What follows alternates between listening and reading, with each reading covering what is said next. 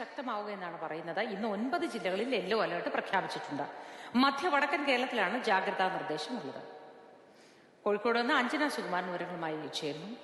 ഈ ഓണത്തിനോടൊപ്പം തന്നെ മഴയും കടുക്കുമെന്നാണല്ലോ കാലാവസ്ഥാ നിരീക്ഷണ കേന്ദ്രം പറയുന്നത്. വടക്കൻ ജില്ലകളിൽ ശക്തമായി തന്നെ മഴ പെയ്യുമെന്ന്. എന്താണ് കാലാവസ്ഥാ നിരീക്ഷണ കേന്ദ്രം അറിയിക്കുന്നത്? മഴ എങ്ങനെയുണ്ട്? Good morning. വടക്കൻ കേരളത്തിൽ ഏതായാലും ഇന്നലെ തന്നെ മഴ ആരംഭിച്ചിട്ടുണ്ട്. ബംഗാൾ ഉൾക്കടലിൽ രൂപപ്പെട്ട ന്യൂനമർദ്ദത്തിന്റെ ഫലമായാണ് വടക്കൻ കേരളത്തിൽ ഉൾപ്പെടെ മഴ മുന്നറിയിപ്പ് പറഞ്ഞിട്ടുള്ളത്. ഇന്നലെ തന്നെ വടക്കൻ കേരളത്തിൽ മഴ ആരംഭിച്ചിട്ടുണ്ട്. ഇന്നലെ ഏതാണ്ട് രാവിലെയും വൈകിട്ടുമൊക്കെയായി പല ഭാഗങ്ങളിലും മഴയുണ്ടായിരുന്നു. കോഴിക്കോട് ജില്ലയെ സംബന്ധിച്ചായാലും മറ്റ് ജില്ലകളെ സംബന്ധിച്ചായാലും മഴ ഇന്നലെ ശക്തമായിരുന്നു. യെല്ലോ അലേർട്ടാണ് ഈ ജില്ലകളിൽ അത്രയും പുറപ്പെടുവിച്ചിട്ടുള്ളത്. വരും ദിവസങ്ങളിലും മഴ മുന്നറിയിപ്പ് പറഞ്ഞിട്ടുണ്ട്. ഇന്നലെ വൈകിട്ടോടെ ആരംഭിച്ച മഴ ഇന്ന് രാവിലെ ഒരു 6 മണിയോടെ കാര്യമായി തന്നെ പെയ്തിരുന്നു. ഏതായാലും ഇപ്പം മഴ അല്പം ഒന്ന് അടങ്ങിയിട്ടുണ്ട്. ഏതായാലും അന്തരീക്ഷം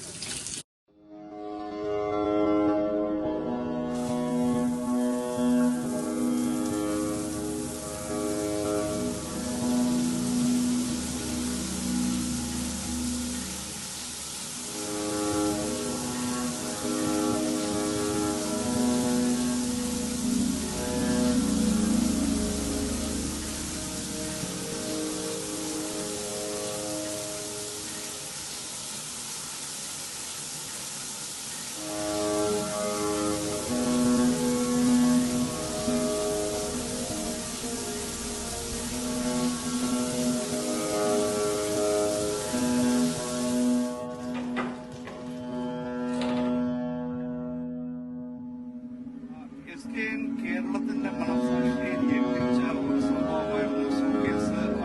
അതുപോലെ തന്നെ അതേ ഞെട്ടൽ, അതേ അളവിൽ, അതേ തീവ്രതയിൽ ഇപ്പോൾ വീണ്ടും ഉണ്ടാകുന്നു. അമ്മ പറഞ്ഞതുപോലെ തന്നെ കൈകാലുകൾ വിറയ്ക്കുന്നു എന്ന് ആ അമ്മ പറയുമ്പോൾ ആ ഒരു നടുക്കം, ആ ഒരു വിറയൽ അത് കേരളത്തിനാകെ വ്യാപിക്കുന്ന ഒരു സാഹചര്യമാണ്. കാരണം അത്രത്തോളം ഒരു കൊടും ക്രിമിനൽ ഇപ്പോൾ ജയിലിൽ നിന്ന് ചാടിയിരിക്കുന്നു. അതീവ സുരക്ഷയുണ്ട് എന്ന് നമ്മൾ അവകാശപ്പെടുന്ന കണ്ണൂർ സെൻട്രൽ ജയിലിൽ നിന്നാണ് ഈ പ്രതി ചാടിയിരിക്കുന്നത് എന്നുള്ളത് ഈ കേസിന്റെ അല്ലെങ്കിൽ ഈ ഒരു വിഷയത്തിന്റെ ഗൗരവം വർദ്ധിക്കുന്നു. ഇയാളെ എത്രയും പെട്ടെന്ന് പിടികൂടാനുള്ള എല്ലാ സാഹചര്യങ്ങളും ഒരുക്കുകയാണ് സംസ്ഥാന പോലീസ്. അതിനിടയിൽ നമുക്ക് കേസിന്റെ നാൾവഴികളിലേക്ക് ഒന്ന് കടന്നുപോകാം. 2011 ഫെബ്രുവരി 1-നാണ്